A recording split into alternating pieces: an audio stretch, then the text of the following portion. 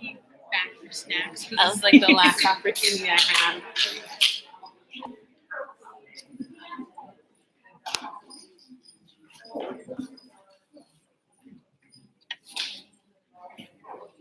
Hello, everyone.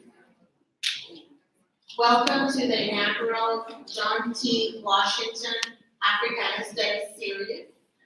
And like I said earlier, every day is a good day to celebrate Black history. You don't necessarily need a month.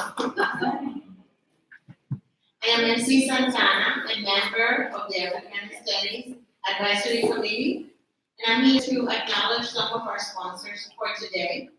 First of all, the best college in the world, the College of Arts and Humanities.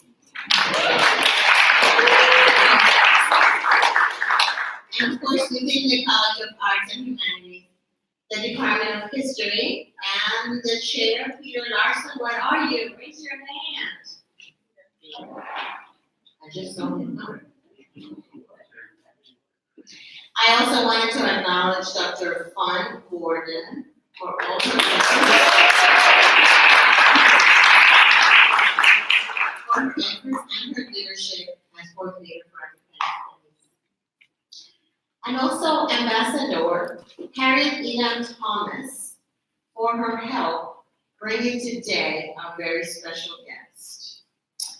We also would like to thank the UCF Business Services, TJM Communications, and the beverages provided by Coca-Cola. And just so you know, the Advisory Committee for Africana Studies is composed of Dr. Lyman Brody, College of Arts and Humanities. You're there. Here's Peter. Dr. Lynn Casimir Paz, Department of English. Dr. Robert Casanello, Department of History. Dr. Necessary Falou, Department of Anthropology. She's coming to talk to us. Dr. Jerry Smith, she is, Honor Language and Literature, and Dr. Ezekiel Walker, Department of History. Without further ado, I now have started the event. Do we have a ball or something? Enjoy, this is a treat.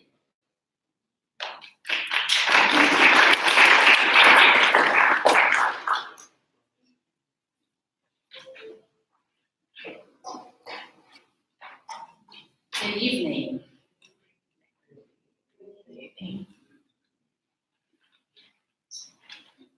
I am Dr. Necessary Falou, Assistant Professor of Anthropology at UCF, and with my honor, I'm going to present the awards for tonight. But first, I'd like to have us reflect for a quick moment. So many of us, particularly younger generations, over generations, have been inspired by Madam C.J. Walker's famous quote, "Don't sit down and wait for the opportunities to come. You have to get up and make them." And I specifically remember this quote when I was pledging decades ago now, actually, my sorority, Alpha Sorority Incorporated, and which inspired us to do community service during that time. And in the sentiment of that quote and hard work and vision, community service is so central to social change.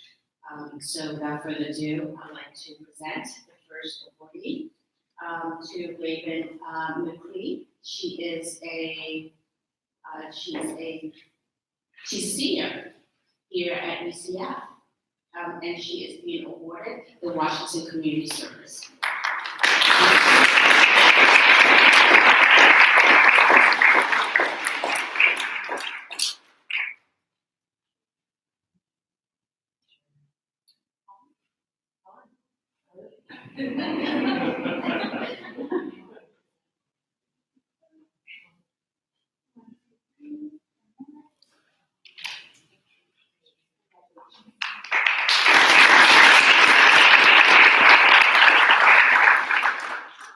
Our second awardee is Nia Washington. She is a junior here at UCF.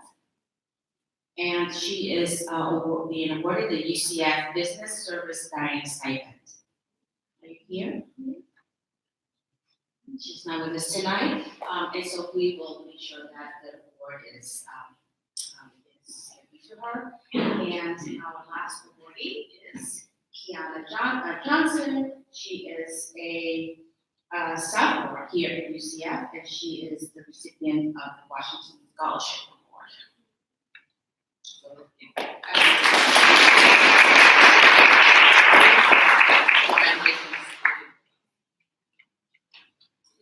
and so I will invite next.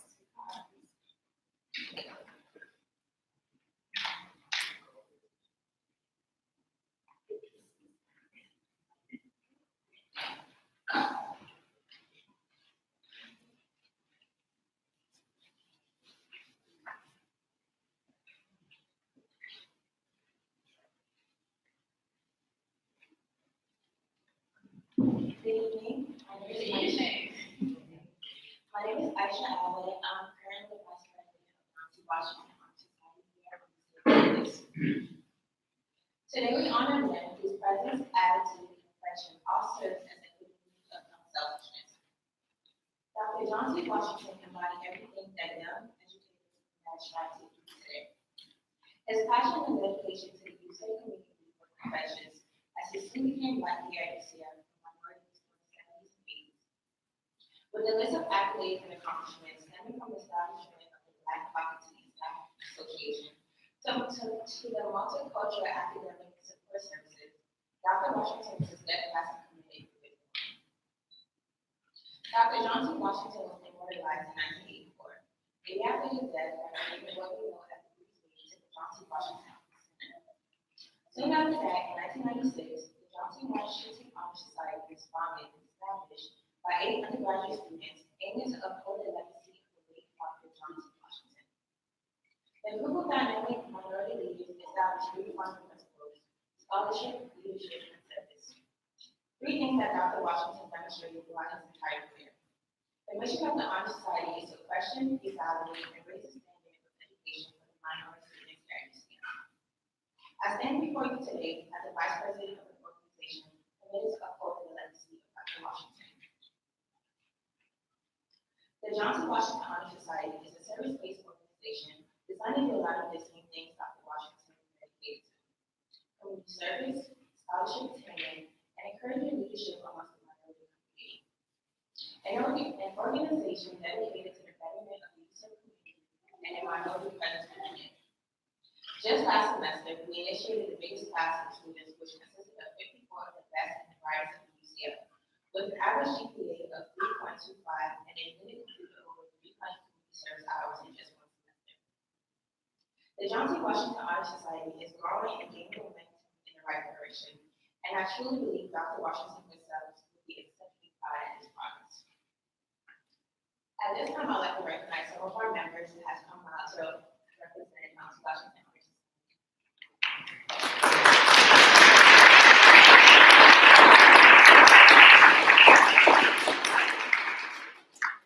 Though he was immortalized for the Bruce Lee, Dr. Washington left an even bigger legacy with his Honor Society.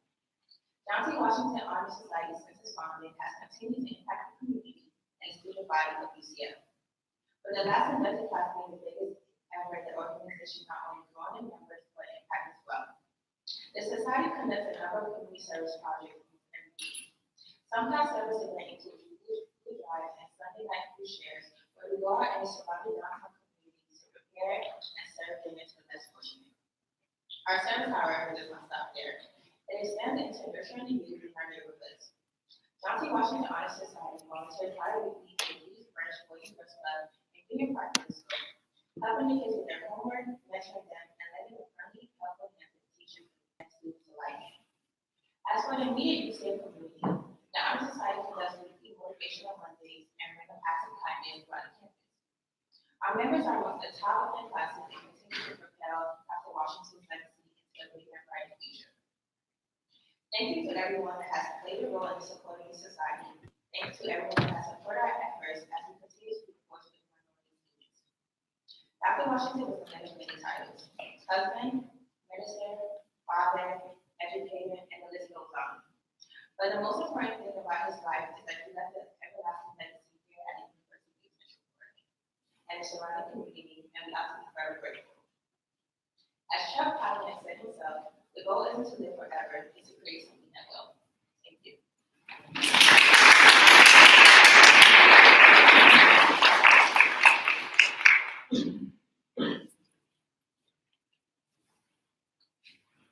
Good evening. So I am Paula Jordan, and I am the coordinator of African Studies here in CAH at UCF.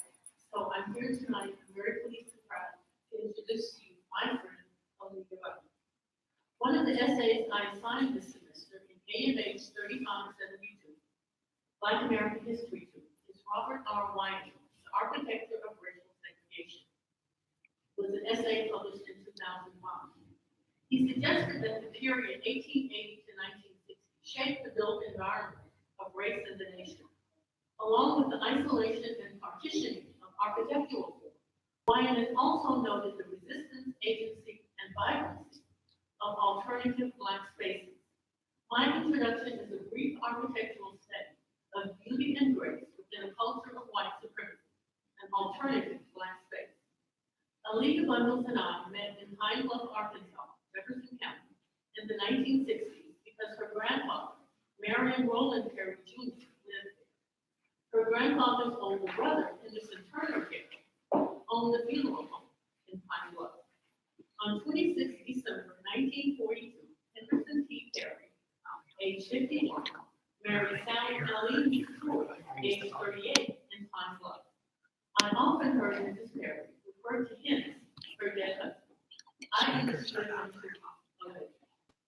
Mrs. Perry owned and operated a beauty shop on the elegant second-floor studio of her corner home at 600 East Harding Avenue.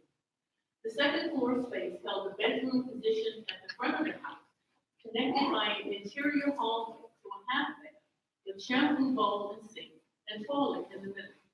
And the hallway ended in the main formal shop, positioned at the rear of the house, surrounded by windows on three sides. Entry into this shop was gained from a long exterior staircase from the rear courtyard. The courtyard was flanked by a two-car garage on the south side of the driveway, and the Perry home was on the north side of the driveway. There was a second back door on the first floor entered from the east side of the house. That house was the intersection between the past and the future. It was because of Sally A. Pruitt Perry that Alika Bundles and I met in Central Arkansas. I could not describe Mrs. Perry then, but now I can. She was a regal dowager and doyen of beauty and culture. I can't help but think that she'd be pleased about our continuing friendship and tradition of remembering. Because of our shared history, I am so proud to welcome. I am so proud to welcome my friend and the great-great-granddaughter of Madam C.J. Walker, Alika Butler.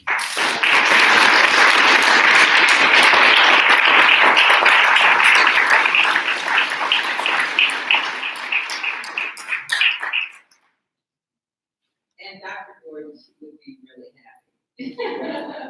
My Aunt Eileen was a really amazing woman who was born in the early 1900s, third floor, but she was the most elegant woman you would ever know. She went to beauty school in Memphis. She got the New York Times every Sunday so that she could look at the fashion. And when I would come visit her in the summer, she made sure that I met all of the young ladies who were working on it. She had a party for me every time I visited her, but she made sure that I had friends. I even went to school one summer, to summer school, and it was because Pine Bluff was, as Fawn knows, people think Pine Bluff, Arkansas, we knew that Pine Bluff was the center of the universe. And part of the reason it was the center of the universe is that there was a Black college there, which is where Fawn's father taught. And we would, in the house, like he taught agriculture, was way ahead of his time. He's sort of an organic farmer, if he were still alive. But it was the center of the universe, and it was really, I'm sort of going off topic, but I just really think this is a part of history, and I think part of the reason we learned to love history is because of what we were surrounded by. But there was a really strong Black educated middle class in this little small southern town that otherwise was extremely segregated. And we learned about these families, and even though there was the Black Park, Townsend Park, where we would go swimming, and we didn't go to the movies because we would have had to go upstairs in the back. We had so much going on and going into these houses, and the family house that my great aunt lived in. So Aunt Eileen would have been extremely happy that we are still friends. So it was really my pleasure when Dr. Gordon was on to me. Reached out to me several months ago to talk about me coming here. We have not seen each other in decades, but when we were in the car on the way from the airport, it was as if we had, not missed a beat, and we were both sharing stories about families and craziness about families and wonderful things about families and interesting history, because we are fortunate to have interesting family histories. I wanted to just say a shout out to Jaylene Serta. We had a really great conversation the other day. She's writing for the newspaper, and the young man who is the president of the Honor Society. I felt like I was here in the room with my peeps, because we immediately started talking about some obscure historical things, research, and I was right into it. So the research that he's doing is fascinating. But when Flom invited me and told me about Dr. Washington and his role as a community leader and a professor and a minister and all the many hats that he wore, I wanted to make sure that I tried to tie that into Madam C.J. Walker's life. And as I tell the story about my great-great-grandmother, I realized just how contemporary she was and how relevant her story is. And I realized also that part of the reason that I have learned to love history, because I know I'm in a room full of historians and students of history, is not because of the way I learned it in school in the 1950s and 1960s, but because of the way the stories that my grandfather told. Because as a person of a certain age who was in school in the 50s and 60s in Indiana, I never appeared, and nobody who looked like me appeared in my history textbooks. In fact, not too long ago, I wrote an essay for a book called The Burden, The Enduring Legacy of Slavery. And what I wanted to write about was how I began to learn history.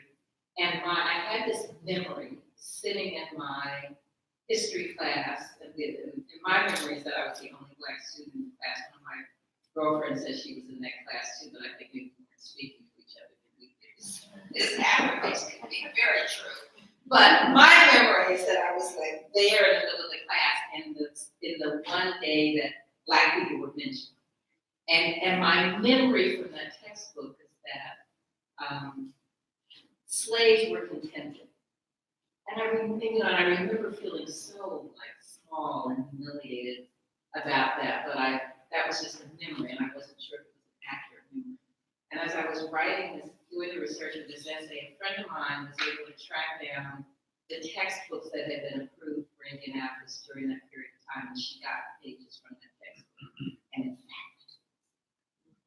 that slaves were contented, not enslaved people as we now say in our language, but slaves were contented, and they were better off enslaved than free. But I knew something different. I didn't like history. I wasn't interested in history until I started to connect with people I knew. And part of that was because of my grandfather, Marion Perry, who had been born in 1892.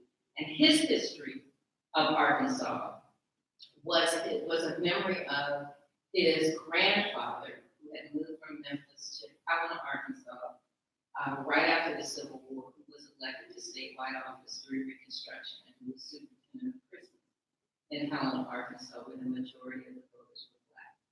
His memory was his father founding a funeral home and a general store, and Black people owning the trolley company and the racetrack in Pine Bluff. So I had an entirely different vision of history because of my grandfather and what he taught me just anecdotally. I wasn't armed with the fact that people had rebelled, that slaves had rebelled. I wasn't armed with the fact that his great-grandmother had actually been freed in the 1830s, and that other members of my family were free people of color in North Carolina. So sometimes it is about being able to find a way that you connect in history. So years later, when I was in graduate school, my professor, Phyllis Garland, who was the only Black woman on the faculty at Columbia Journalism School, and this is the power of a professor, so I know those of you who are professors and those of you who have had great professors understand what I'm saying. She changed the trajectory of my life by a suggestion. We were talking about what I would write my master's paper on. And my name is A'Lelia, if you can see from the program, it is like a weird spelling.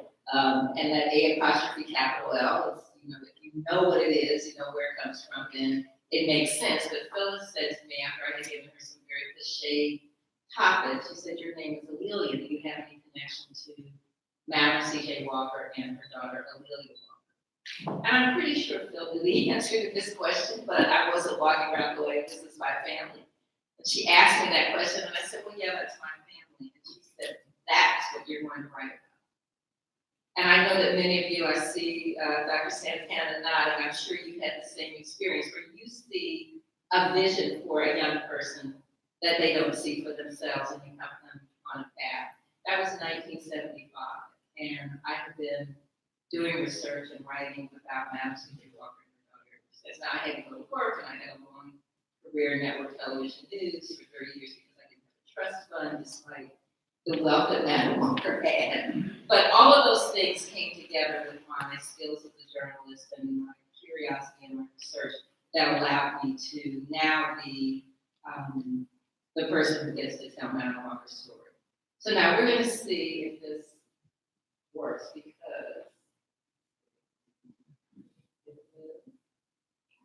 we just now set it up. So did that go?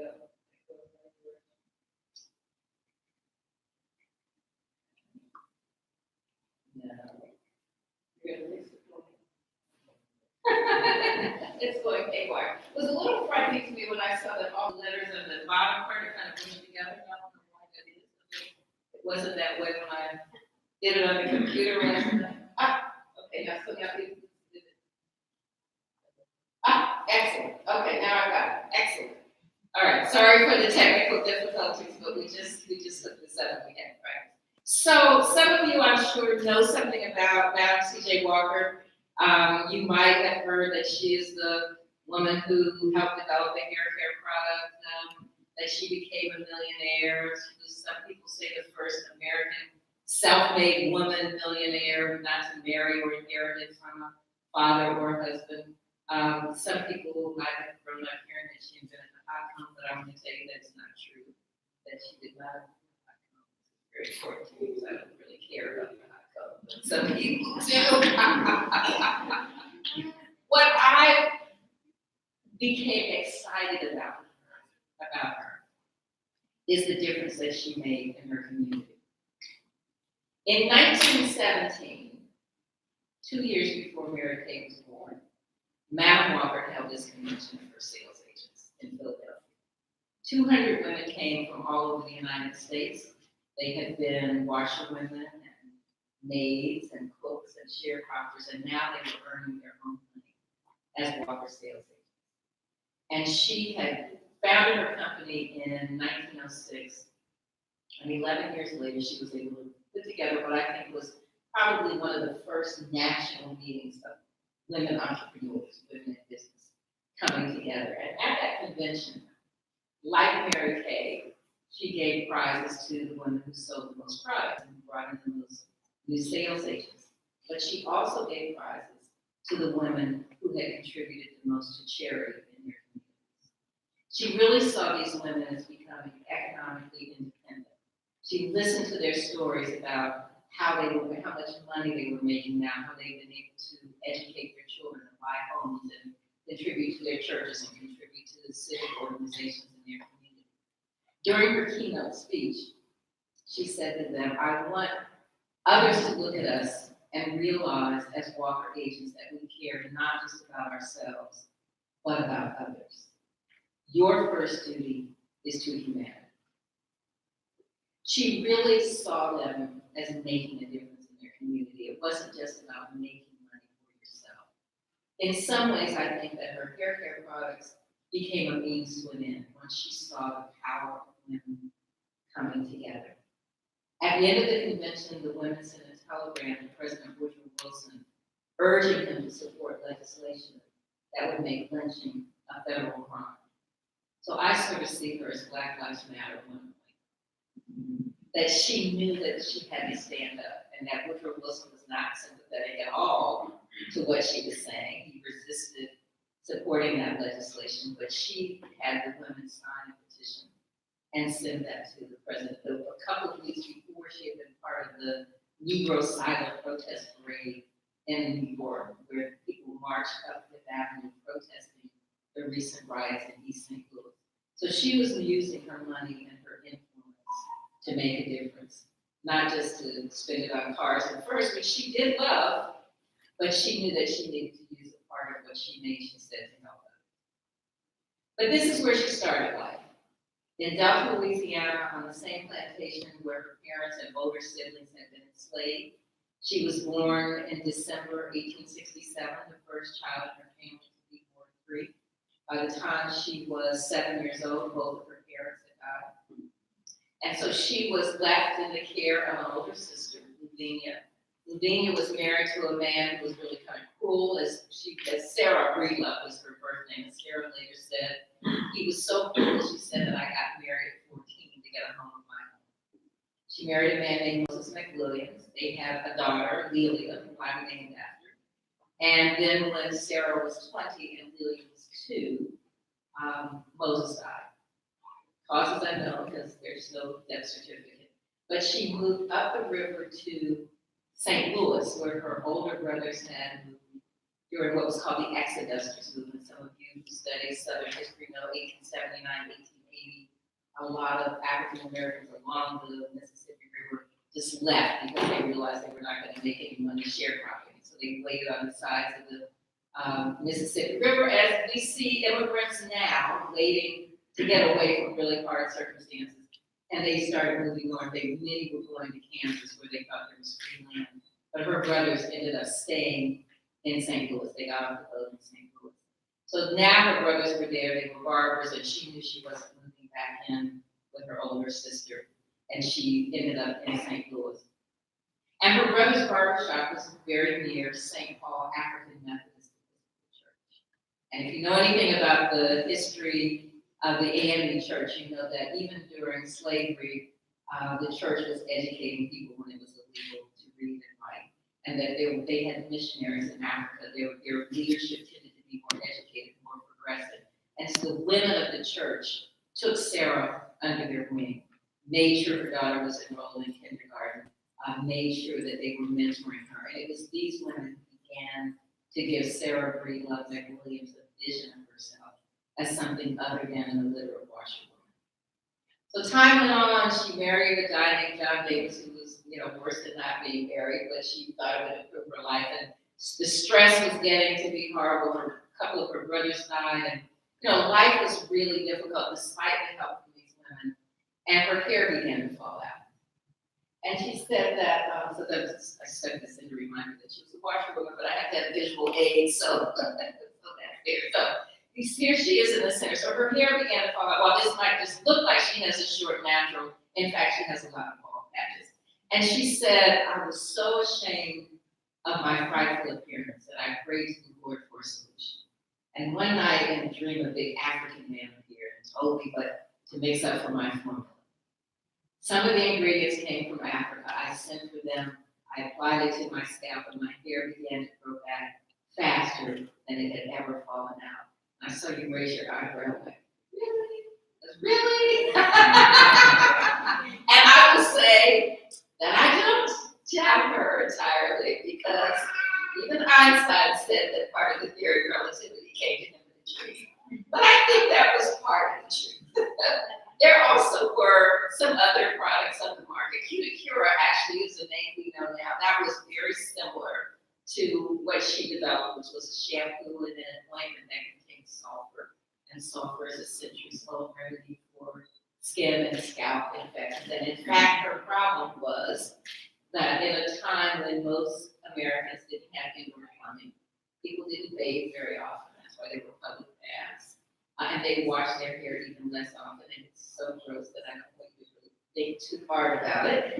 But, a lot of times women didn't wash their hair maybe once a month, and sometimes not at all during the winter, because people have a lot of tales about, losing their hair or getting pneumonia or colds or whatever. But at any rate, this meant that she had really bad scalp infection, and so did a lot of other women. So this idea of washing your hair more often and applying ointment with sulfur that healed the infection on your scalp meant that her hair grew back, and you can see the product really did work. Madam Walker's wonderful hair grower.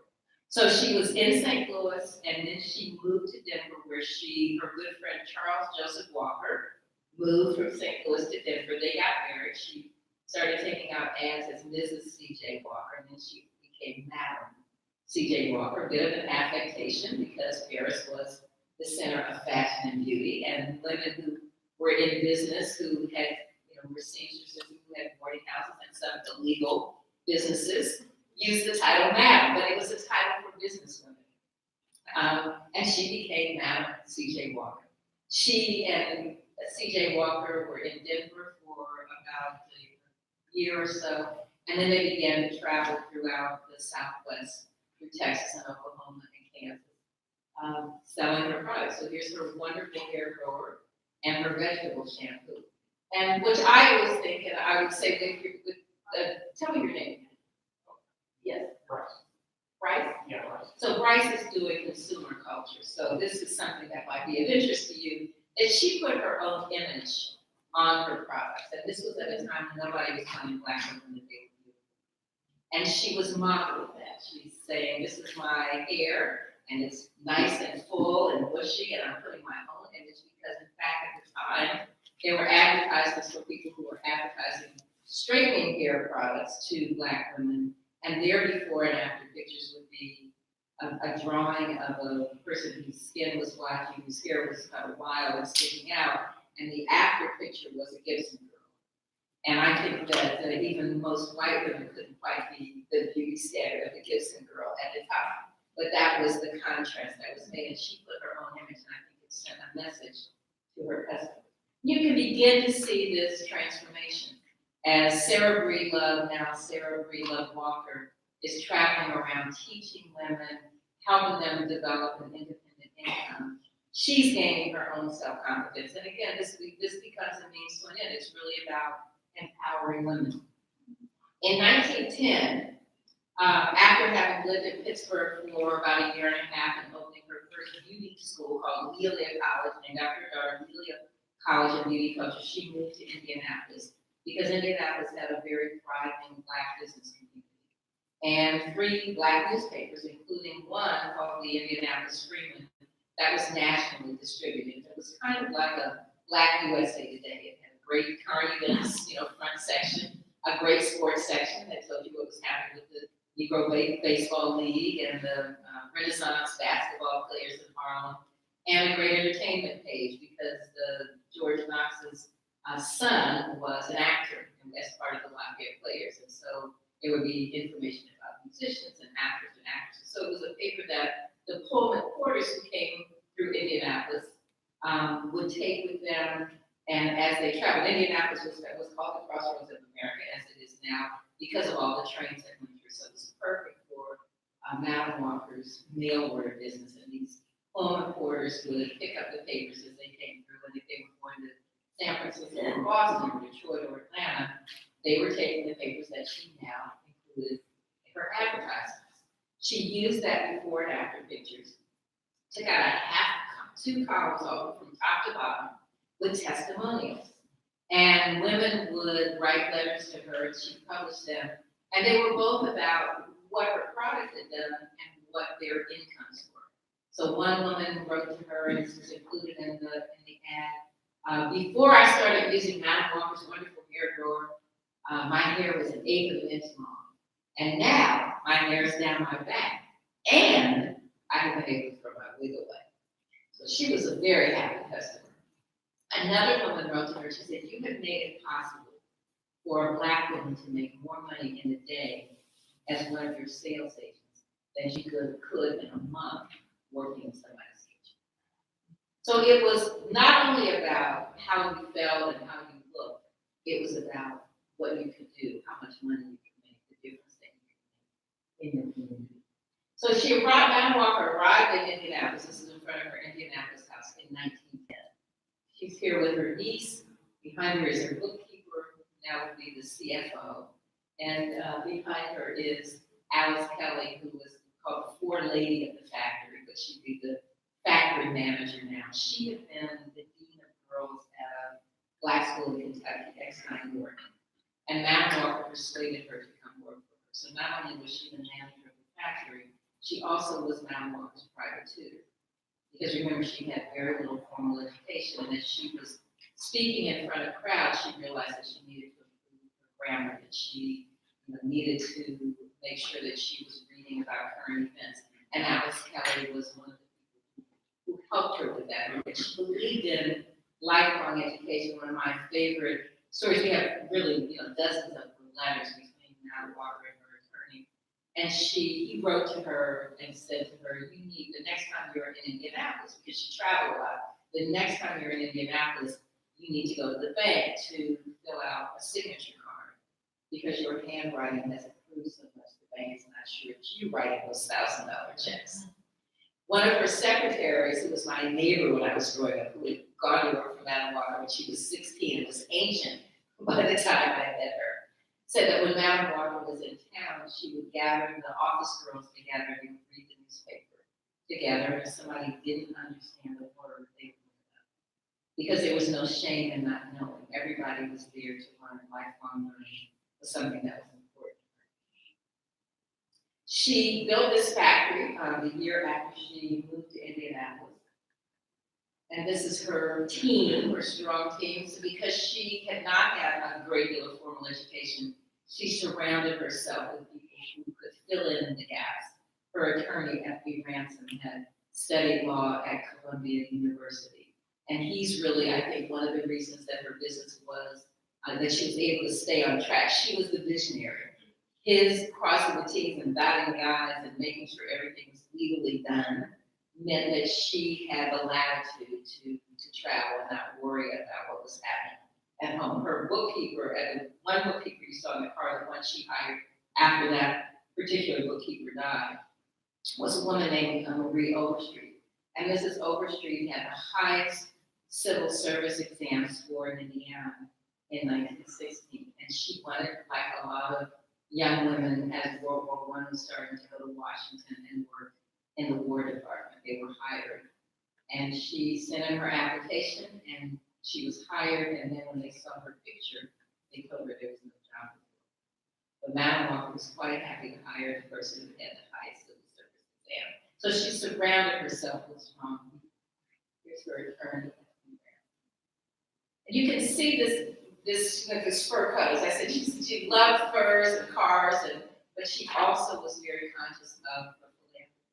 And shortly after she arrived in Indianapolis, there was a big fundraising campaign to build a YMCA in the Black community. Then the YMCAs were segregated. The white YMCA just had a new building, a $250,000 building, which was a big deal, with a swimming pool and meeting rooms and a lovely auditorium. And the Black YMCA was in a rickety old building where the shower was across the alley in a coal shed, and there weren't enough meeting rooms. And the basketball floor, which is significant because it's Indiana, the basketball floor was under regulation size. In fact, the boys had to reduce the number of players from 5 to 3. So it was really important that they build a new building. There was a man named Jesse Moreland, who was one of the first Black secretaries of the International YMCA, who had persuaded Julius Rosenwald, the president of Sears Roebuck, to pledge $25,000 to any city in America where the Black and white communities would work together to raise the balance of $75,000 to build a $100,000 building. Some of you may have seen the Rosenwald film that was out a couple of years ago. But Rosenwald really was making a difference with his contributions for Rosenwald schools, for Rosenwald fellowships, and for these YMCAs. Jesse Moreland came to Indianapolis, as he had done in many other cities, and held a big rally. And the leadership of the white YMCA and the leadership of the Black YMCA came together for this rally, and people stood up and pledged money, and people who were the founders of the Indianapolis Speedway, and Eli Lilly, pledged $1,000, $5,000, $10,000.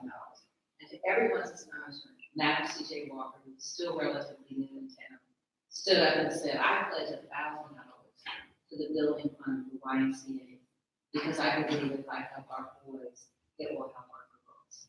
And that is what I'm interested in. She knew that the boys needed help, but the girls were getting help.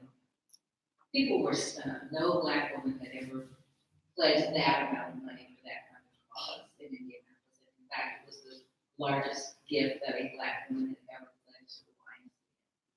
And now people wanted to know her story, not just because of her hair care products, but because of her philanthropy. She was giving because she wanted to give, because she wanted to make a difference, but it actually also raised her profile. So her crowd, this is just the pledge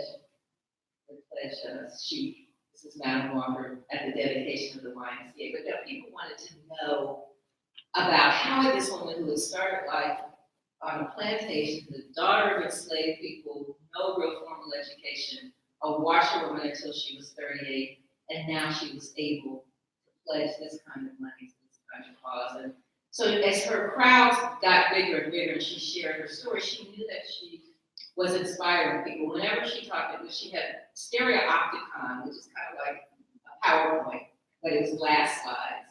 I know she would have been an Instagram girl now, because she understood the power of images. But it wasn't just about hair care. She talked about African American schools and businesses to inspire her audiences when there were no movie houses for them to go to. She was a big attraction. So as her crowds got bigger and she realized the impact that she was having, she sent word to Booker T. Washington, the president of Tuskegee Institute, and at that time the most powerful African American man in America, and she sent word that she wanted to be on the program at his 1912 National Negro Business League convention. She arrived at the convention in her chauffeur-driven car, so he couldn't miss her. And in fact, he had met her before, but was somewhat dismissive of her because she wasn't part of his inner circle. She had even gone to his campus, and he had sort of been dismissive, but she had pushed her way through it. He wouldn't let her speak at the convention that he was having there for farmers, but he let her speak in chapel. So they had a little bit of a history of this dance, but she was still pushing forward. And the first day of the convention, he denied her request to speak. On the second day of the convention, her good friend George Knox, who was publisher of the Indianapolis Freeman, the newspaper where she advertised, and a longtime member of the National Negro Business League, stood up and said, we should hear from my neighbor, Madam C.J. Walker. She has an incredible story to tell. She is the woman who contributed $1,000 to the building fund of the YMCA. He just happened to be the chairman of the board of the Black YMCA, so they were good friends. And even though Washington had known him and respected him, he said, we're discussing lifetime membership. And then he proceeded to call upon somebody who was not discussing lifetime membership. In fact, to add insult to injury, he called upon one of Madam Walker's neighbors from Indianapolis, a man named H.L. Saunders. Now, Mr. Saunders was a very successful businessman. He had a uniform company. He had been a bellman in a hotel. His wife was a seamstress. They combined their talents and they started making uniforms for people who worked in service and who were in hotels. They were making a very good living with a regional business with customers in Indiana and the four surrounding states. By now, Madam Walker, in less than a decade after founding her company, was selling products to people not just in the United States, but in the Caribbean and Central America. As it turns out, Mr. Saunders had been the treasurer of the fundraising campaign for the YMCA. He had contributed $250, an extremely generous amount. But Madam Walker had contributed $1,000, 4 times as much. Now, I know that she was a good church-going woman, and she knew when that collection plate went by that you were not supposed to look inside and compare your gifts to others. However, I can't help but imagine that she felt at least a 20%. And on the third and final day of the convention, as the final banker was completing his report, a boring report, I'm sure, she stood in her seat, looked toward Booker T. Washington at the podium and said, "Surely you're not going to shut the door. I am a woman who came from the cotton fields of the South. From there, I was promoted to the wash tub. From there, I was promoted to the kitchen. And from there, I promoted myself. I promoted myself into the business of manufacturing hair goods and preparations. And I have built my own factory on my own ground." The next year, he invited her back as a keynote speaker. And here they are at the dedication of the YMCA, with Booker T. Washington in the middle and Madam Walker to the left, George Knox, the publisher of the newspaper in the camel's hair coat, and her attorney behind them, and some other officials of the YMCA. So when he returned, when he came to Indianapolis for the dedication, Madam Walker sent her chauffeur to pick him up at the train station, and he was very happy to stay in her home.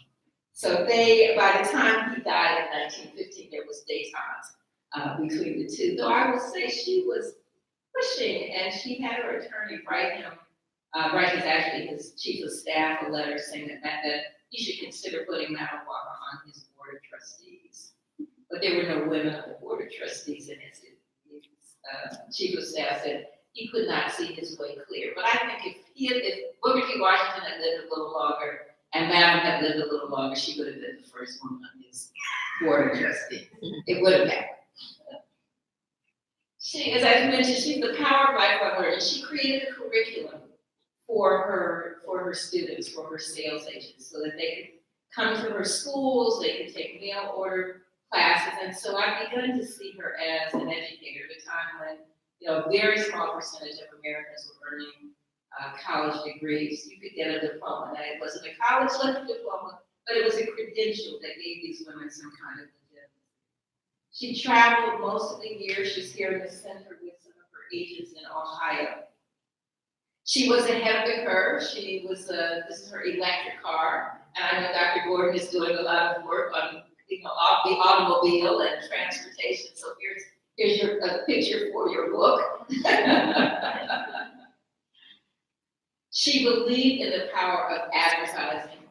Now that you can see, so many papers at newspapers.com that those of us who've been researching for years hopefully used to be able to see on microfilm, and we could see them then.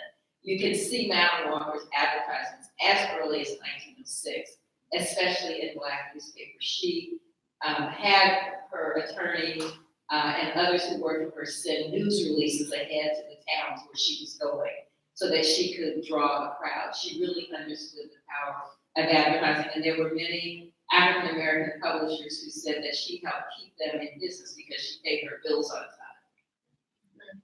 She was promoting economic independence for women. This is the graduation of some of the agents, actually in 1939, sometime after she died. But you can see the pride in these women who were now some who had beauty shops in their homes, but others who had salons and sort of on the main drag in Black communities all over the United States.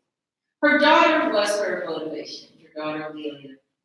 They had been very, very poor in St. Louis, sometimes almost homeless, but now they were, in the big time. They were in their chauffeur-driven car. And one of the things that really bound the two women together was a love of music. And right now, I'm finishing a biography of Lelia Walker and her life in Harlem during the 20s. She moved there in 1913. She's the one who persuaded her mother that they needed to have a presence in Harlem as it was becoming the mecca of Black politics and culture. But they both loved music, and even when they were poor, in St. Louis, in the AME church, there was a great organ, this new church that had been built, or the choir director was a professional opera tenor and an organist. Sarah the washerwoman, was in the choir, and so she had begun to develop confidence in that way. This was the era when ragtime was being created, and at one point they lived across the alley from Tom Perkins' Rosebud Cafe, where Scott Joplin played and competed. And there was ragtime on the streets, but also in the schools, 6 of the Black principals had gone to Oberlin and had been trained in music, and the German immigrants who ran the music department were interacting with the African American principals and music teachers, so that when the children had spring concerts, they were singing both German lieder as well as classical music. So later on, when Enrico Caruso named Madame Walker's mansion Villa Lawaro after he visited, I thought they women loved opera. I thought maybe it was an affectation that now they had money, they were going to the opera. But I, in fact, learned, as many of you may already know, that opera was the music for common people, and that there were many Black opera singers, and this was the combination of all of that, an early appreciation and exposure to music was something that kept mother and daughter together, that they were patrons of the arts, supporting a lot of African American musicians. So you can see A'Lelia Walker she was called the Joy Goddess of Harlem. That's what Langston Hughes called her.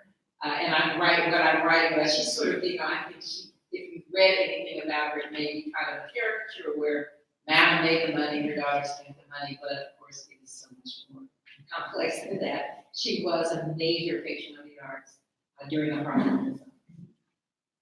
This is a dance that Madame Walker hosted for her daughter in the spring of 1914 in Indianapolis, and I don't want to mess with this. I would do it later, but I'm sure I might get the wrong thing. So Madame Walker is like the 4th person over, so from the left in the dress with the black lace down the front, and her daughter is just a couple of people behind her. But Noble Sissel, you may recognize that name from U.B. Blake, Noble Sissel and Blake.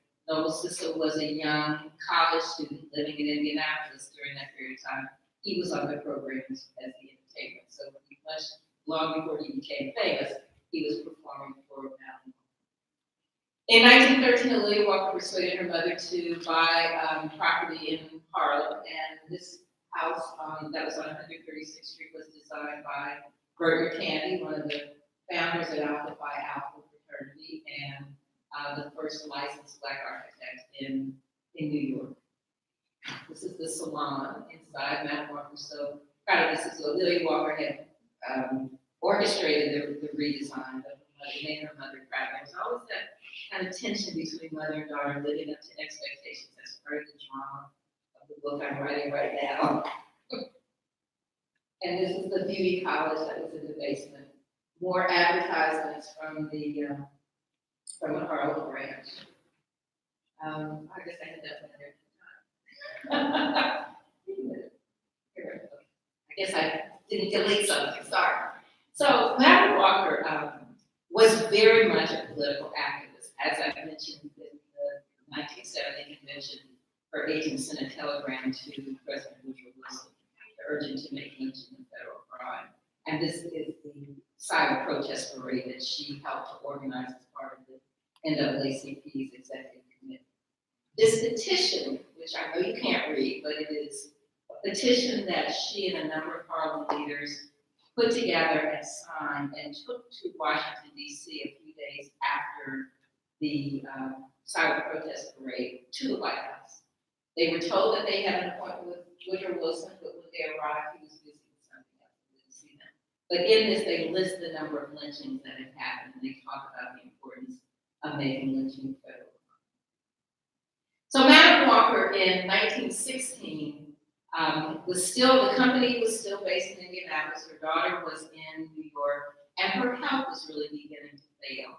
And her daughter persuaded her to move to Harlem, to at least have her personal life in Harlem while the company still operated with the help of Mr. Ransom and Miss Kelly and the others in the Indianapolis factory. And once she arrived in, Madame Walker arrived in New York, it was clear that the house on 136th Street was not big enough for 2 women.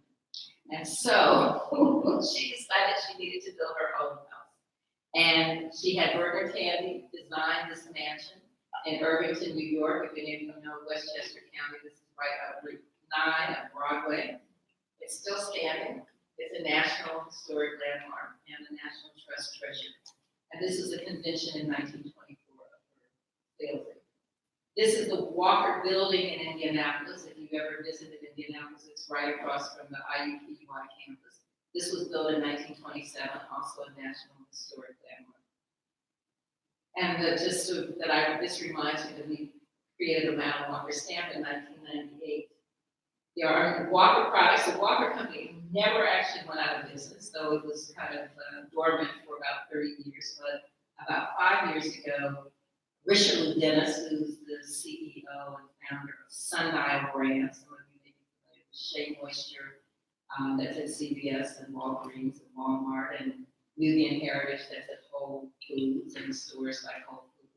Those are his two initial lines. He created a new line of Madam C.J. Walker beauty culture products that are exclusive in Sephora.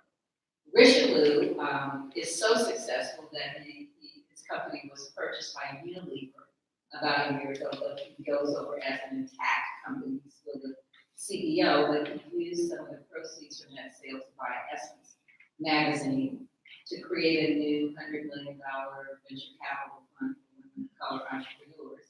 And the foundation for New Voices Fund just bought Madam Walker's house in Irvington. And it would be a think tank for the women who go through the New Voices Fund. So I am, 100 years after Madam Walker's death, she died in May of 1990, I feel like all the pieces have come together.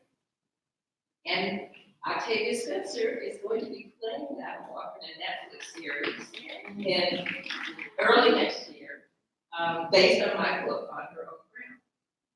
So I've been laying these, laying these little seeds, stories that my grandfather told me, things that my grandfather said, photographs, early memories of being in what had been my grandmother's apartment where my grandfather was living after she died, and sort of as a little girl, picking through old photographs and silk shawls and ostrich feather fans and other trinkets and memorabilia, and having these ancestors speak to me in a way that I hope your ancestors speak to you, and they can speak to your grandchildren and great-grandchildren so that they can learn their family legacies and carry their stories.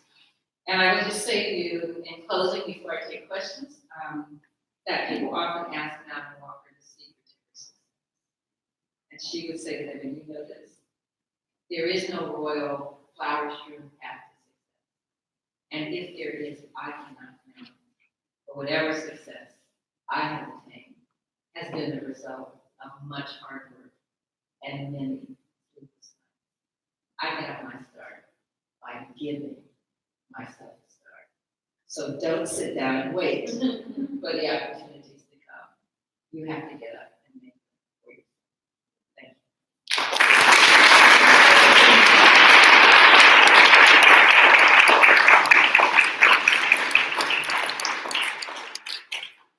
Do we have time for questions? Yes, okay. I'm ready. Yes. What do you think about the business aspect of today in terms of disintegration and integration? How blacks today are more dependent on their white system than in the way your parents and the way the world. Obviously it's complex, and there's a good news, bad news story of that. During segregation, people had to create their own businesses because you couldn't go somewhere and you couldn't go into a store. And so that meant there was a community of people, of merchants, of entrepreneurs, but there was no scaling up because your market was going to be circumscribed by people who were the same color. So that's, so integration had its negative side and its positive side. People were more independent. But I think that we are in an interesting time, and part of it is what I observed with Richelieu Dennis, who I think is a total visionary, and I'm just so grateful that Richelieu grew up in Liberia, who had already heard about Madam Walker before he got to the United States and wondered why the name wasn't more well known. That he and others are really looking at venture capital. So he's involved in a number of venture capital funds, and people who, like LeBron James is connected to the movie, and he's investing. Those are names, LeBron James's name is a name that you know, but there are a lot of other people whose names you don't necessarily know who are investing, because just as women get almost zero venture capital investment, people of color get almost zero venture capital investment. And that's really where businesses start. Now we've got to have this. I see some real positives, but there are also some negatives. And I think the Small Business Administration is not really looking at investing in people of color anymore. So it's a different bag. It's complex. Good news, bad news. I mean, I can say a little bit more about Richelieu and the power of immigrants. Richelieu moved to the United States to go to Babson College in Wellesley, Mass. It's kind of those of you who might know Babson, actually one of my brothers went to Babson. It's kind of an undergraduate MBA. It's a small college, not a lot of people have heard of it, but it's really good if you're interested in business. And his mother came in 1991 from Liberia to go to his graduation, but could not go back because of the war in Liberia. So his mother and his roommate, who was also from Liberia, started selling shea butter on 125th and Fifth Avenue in New York before most people knew what shea butter was. And now it's in everything you buy, right? Or all kinds of body products. But they started that company 27 years ago. And we're able to create a company. So it's this, the entrepreneurial spirit, which often requires a great deal of capital, which is not necessarily available. And that's the sort of, the history of, what segregation has done, how that has sort of thwarted people from creating generational wealth. I would say even in the neighborhood where I grew up in Indianapolis, I grew up in a middle-class Black neighborhood. The families the fathers were World War II veterans. Many were school teachers. There were, a scattered doctor here and there, an architect, a carpenter, a plumber, working people. And they did not get loans from banks in the 1950s. They had to get their mortgages from a Black insurance company. So that meant, and then that neighborhood, when other neighborhoods around us were gentrifying, people couldn't get money to do renovations, so we were redlined. So that kind of thing that I think a lot of people don't understand. I saw Color of Law on your, if you haven't read Color of Law, please read that book. But it's like why generational wealth has not been created, and then 2008 sort of wiped out everybody. I got many people. I'm sorry, I went on too long on that. Other questions?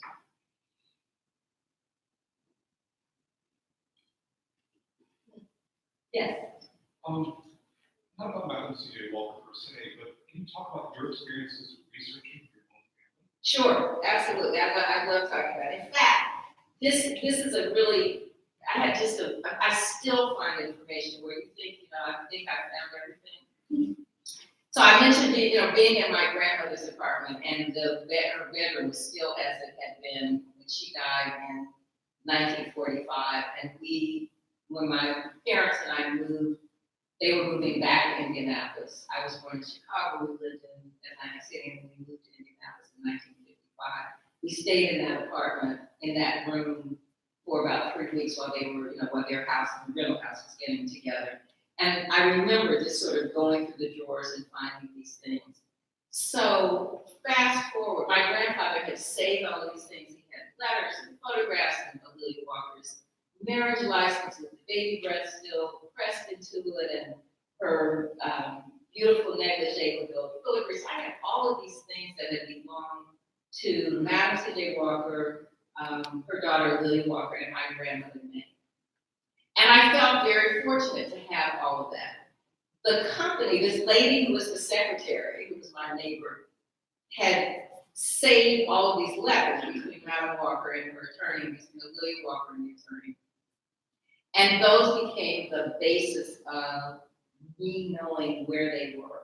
When Madam Walker would write and say, I was in this city, here's what my crowd was like, here's what I did, the attorney kept meticulous business records. So I was able to know what they made every year. He would write a letter, kind of his annual report to her saying, here's how much you paid. So I had that set of material. And tons of photographs. in the early 1980s, when that building we saw in Indianapolis was being converted into a cultural center, most of the material, the business records and the letters were donated to the Indiana Historical Society, which means they've been preserved. It's very rare for any business that old to have its records preserved, and really rare for a Black business to have those records. So those things were very helpful. Then for a period of time, as I was researching my first and second books, I traveled to more than a dozen cities around the United States. In the 80s, there were still a few people living who had known Madam Walker and her daughter. And I interviewed them, these wonderful people in their 80s and 90s who told me stories. And then there were, because they were famous, they were mentioned in Black newspapers, and so that was the days of microfilm. And I don't know, some of you used to get nausea from going through microfilm. Did anybody else have an experience with that? Now stop. But I would, serendipitously find things. Now if you go through newspapers.com and ProQuest, it's like Googling. You can go immediately with something. So I did that, and then collections in like the Booker T. Washington papers at the Library of Congress, the W.B. Du Bois papers, and then I went to Delta, Louisiana, which is really now just a little speck on the map across the river from Vicksburg. But there was an interesting place. It was at one time one of the richest communities in America because it was one of the biggest cotton growing places, and it was 90% Black at the time of the Civil War. And Madam Walker Spanning, minister, was elected to become a state senator from that area. But after Reconstruction, it became one of the poorest places, and it's remained one of the poorest places. But interestingly, a group of women, white women and Black women, decided they were going to create a coalition and develop friendships. And so those women invited me to come and speak in Madison Parish, Louisiana. And while I was there, they introduced me to the clerk of the court. And the clerk of the court in Madison Parish, she runs her own shop. And so she opened up the courthouse for me at 9 o'clock at night. And they were very lucky that during the Civil War, a lot of these courthouses were burned down. The clerk of the court has very good legends. So the original land deeds were in this ledger, so I could see that where the family who had owned Madam Walker's family had, when they had gotten the land for like 35 cents an acre. And then because that plantation was the staging area for Grant's, for the siege of Vicksburg, and where Grant had tried to build a canal. See some of you know Civil War history in Vicksburg, the siege of Vicksburg, know this. They tried to build a canal through that property. So that meant the National Archives had tons of research about what was happening. There was a hospital. So all of that stuff, came together to create On Her Own Ground. And then I would just end that question, because I know I've been on longer than you expected, but it is, if you're researching this, it's like it's never over. When my grandfather moved back to Pine Bluff from Indianapolis around 1968, he put a lot of things in storage. Like Stewart's Moving and Storage Company in Indianapolis. So the Stewarts were another Black family who owned the business. And I knew my grandfather had not paid his storage bills. And so I just assumed all of whatever he had put in storage was lost forever. But about a year ago, the nephew of the founder and my brother were good friends, started dropping off boxes at my brother's house for me, with things from, as he was cleaning up the back of the warehouse. And every time I go home to Indianapolis, there's another box. So one of the first box had an autographed copy of Langston Hughes's Weary Blues, autographed to Louis Walker. And I knew that book existed because it had been mentioned in, I think Wallace Sturman mentions it in a letter to Langston Hughes, and letters that had been saved, but I thought I'd never see it, but there it was. This time when I went home, there was an autographed copy of a book by Carl Van Vechten called Firecrackers, autographed to Louis Walker, and it was dated September 9, 1925, and I know from his day books that he had just been at a party at her house. And she appears as a character in a book that he wrote the next year. And then photographs, two scrapbooks, photographs of Mount Walker I'd never seen before, photographs of her daughter. So to answer your question, the research is never done, but it is for me, sort of doing the research to create the history that I wish had existed for me when I was working, so I would have started to love history.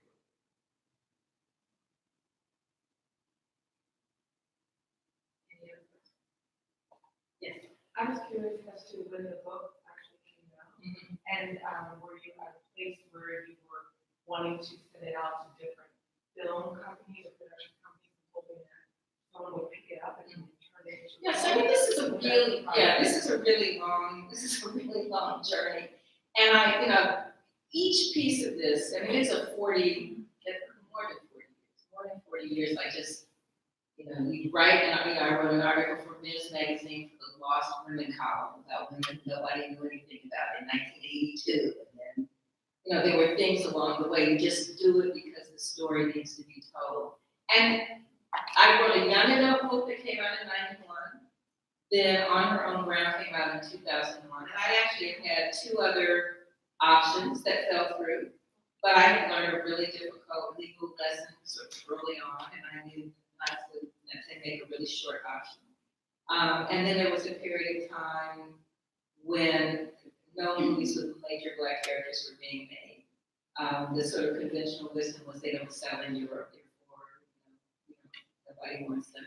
And then The Butler happened, and then Selma happened, and 12 Years a Slave, and it was like, oh, now there's some interest in these movies. And so that then came back around, and so about 2-3 years ago, the book was optioned by a company called Zero Gravity Management, and they began to talk to people about different actresses. And so I actually am really happy that it took this long, even though I wouldn't have said that 10 years ago, because Arcadia Spencer is perfect. So yeah, then I wrote another book, the Arcadia history books, the Arcadia books with the sepia covers and the 200 photographs. I did one of those, and another young adult book that came out last year. So this book on Amelia Walker, I will cover her life, her sort of fabulous life of traveling internationally, and having great parties and 3 husbands. Really, much juicier than her mother's life. But it's my last book. At least like that. But I hope that if this first one, if this Netflix series, it's a 4-part Netflix series, and my hope is that it's successful enough that the new book will be optioned. But I also am, like anybody who writes a book, hoping that there aren't parts that make me cringe. I'm a little scared. Because I would. All right. Anybody else? Yes. I was curious if any of her products that she probably patented, are any of those products still in use? So the original formula, I'm really fortunate to have some of the original tins, but those, the formula was a really basic formula. I mean, it was basically petrolatum, like Vaseline, and sulfur as the, sort of operative ingredient. And then some perfume, so you couldn't smell the sulfur. But and at that point, it was just so basic. You look in old, like 19th century textbooks, there is this similar formula. So it's not anything that was revolutionary. It's just that there wasn't a commercial distribution of such things, and so she changed that with her sales ability, her marketing ability. So those things were revolutionary at a time when there weren't a lot of other options. But in that 113 years since she founded her company, all of the research and development, and sort of, those of us who have African textured hair know that really what we need is moisture versus what we couldn't call it grease in my house, but everybody else called it grease. You have to call it pomade or something, but it was grease. That really closes your pores, and now people don't put sulfates in things. So what was revolutionary 113 years ago is not now, which is not to say that I don't still get calls from people saying, how can I get some of that? Because my grandmother used it and it made her hair grow and I need it, so. Yes. I know you said your professor helped like guide you down your way within your career. What is a piece of advice you would give for like young adults that are interested or trying to find their way within their career? Oh my, well, should we go to dinner? Yeah, because no matter what, there are ups and downs. You know, I really feel fortunate that I had a long career working in network television. It was at a time when it was still, you know, it was still being one of the first Black women to live that, one of the first women, and you know, and I had some really good mentors who helped me along and who gave me great advice and who supported me, and I had some people who really stood in my way. And when those people stood in my way, I had people who said, you know, this too shall pass. And it did, and I look back at those people and go, really? Because that's where you are. Because you were nice to me. But you just have to, you know, you have to sort of have a plan. You have to, you know, suck it up sometimes, but don't take too much stuff. But always be as good as you could possibly be. You know, another thing that was really key for me is that early on I decided I was going to always have an escape route.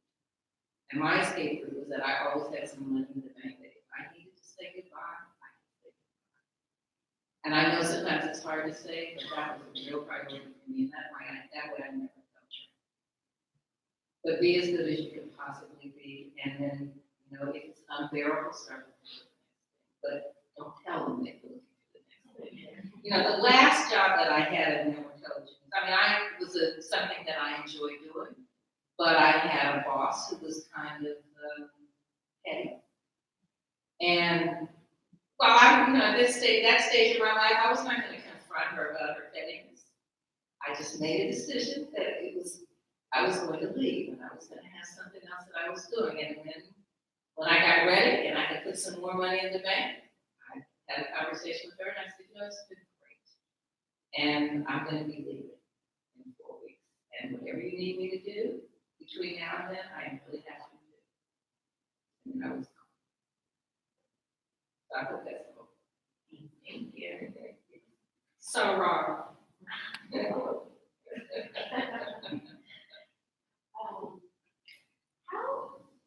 How did your hair products and browning or whole brown thing intersect with any politics around hair for women during that time when the products were, you know, it represented so much about self-care, right? Obviously, plumbing, nurturing, so forth, healthcare, if you will. But then how did she navigate where is the natural versus, manipulating probably during that time, what is possible, right? Kind of interesting. Right. That is such a great question because this is still going on. Like the hair that grows out of our heads is the way that hair grows out of our heads, and it makes other people uncomfortable. And it's like, what's wrong with those people who don't like our hair the way it grows and want us to conform? And I, a long time ago decided that I was going to be the hair producer. People should wear hair the way that they are comfortable, but that they shouldn't know their natural hair. But what was happening during Madam Walker's period of time, you can see in those initial photos that her hair is really bushy. She wants to show that her hair is long. But it also is a period of time where European standards of beauty are the norm. I mean, and they still are considered the norm. But it was really like if you're going to the politics of respectability, your hair should be tamed. You should, fit in. And if you, especially as women were becoming more urban, there was that pressure, but there was also the pressure of, what was supposed to be sophisticated. What was supposed, if you were on the farm and you kept your hair covered, then nobody saw it. So she was very conscious of that, of like people saying, especially ministers saying, you should do anything to your hair. But But there was also the politics of many men preferring women who had straighter hair naturally, so there's a little bit of hypocrisy going on there. But she knew that this debate was happening, and she told her, because people would, some newspapers, especially white newspapers, would say, she's the king queen. Oh, and that just really annoyed her, she really hated that. And she told a reporter, she said, let me correct the erroneous impression that I claim to straighten. I grow hair. I want the great masses of my people to care about their appearance. And she didn't mean that you shouldn't have natural hair. She meant, you need to comb your hair because it's healthier to comb your hair. And you look better if you comb your hair. You feel better about yourself. But if you have very kinky hair, sometimes it's hard to get the comb through it. Combs designed for it. So she knew about that. And she was, I think, balancing that, the pressure of the European standards of beauty with the desire to have healthy hair. She also said one other thing to that reporter. She said, I predict that 10 years from now, you will not see a kinky head of hair, and it will not be straight either. Now, she didn't mean kinky as bad, because kinky could be an insult depending on who's talking to you, but she just meant hair that you couldn't comb, hair that was narrowed down. So she, I think, was predicting kind of, in some ways where we are now, where you can have a whole range of hair, and I know in my own head there are 3 or 4 different ancestors, strains of ancestors who are operating up here, and it does what it wants to do in different weather. But it is what is our self-confidence and our comfort with herself. And I continue to have these conversations with people, young women who are afraid, especially in television, who are afraid if their hair's not straight, that they won't get jobs. Who've been told by their news directors that, unless your hair is straight, you're not going to be on the air. And then I look at the way things are changing, and I admit I watch a lot of MSNBC. And that on MSNBC, what I see is a lot of women who are lawyers and political experts who have natural hair. And I'm thinking, they're like, you want my brain. And I like my hair the way it is. And if you don't like my hair, then you don't get my brain. So if you want my brain, I'm coming with the whole package. Yes. Speaking of ancestral roots, we know a lot about her body, but what about her roots tracing back to Africa, your knowledge of it? I wish I knew. What I know with her family, and none of my family, I've not been able to, the Ancestry.com map notwithstanding, which doesn't really tell me much. I really don't know. The most that I can do is that I know that I have seen an inventory where her parents are named on the Vernon family, and so I know that they were there, and I have actually met some of their descendants. We've exchanged information, so I know when they bought the property from the deed book, but I don't know where they were before then. So I wish I could answer that. Somebody might be able to look at her facial features and tell me.